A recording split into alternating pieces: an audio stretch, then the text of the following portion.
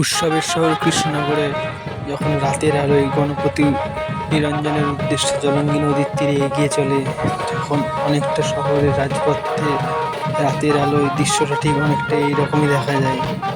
শহর জুড়ে চলেছে নানা প্রতিমা।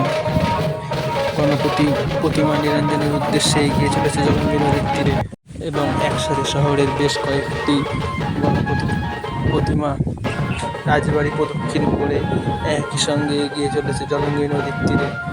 তখন কৃষ্ণনগরের রাজপথ কিছুটা এইরকম হবে নাই বা কেন?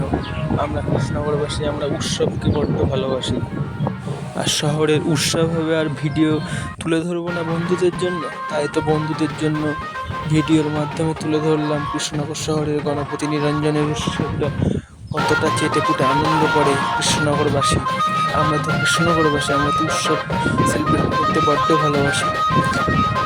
গণপতি আবার একটি বছরের অপেক্ষায় রেখে আমাদের চললেন, কিন্তু তাতে কি? তাতে তো উৎসবের কোনো খামতি নেই। শহরে সবাই উৎসব সেলিব্রেট করতে ভালোবাসে এবং প্রতিটা প্রতিমা শৃঙ্খলাবদ্ধভাবে এগিয়ে চলছে রাজবাড়ি জলঙ্গি নদীর দিকে। এই প্রতিমাটি কৃষ্ণনগর ক্লাব অভিযানের প্রতিমা আস্তে আস্তে নিরঞ্জনের জন্য জলঙ্গির দিকে এগিয়ে চলেছে।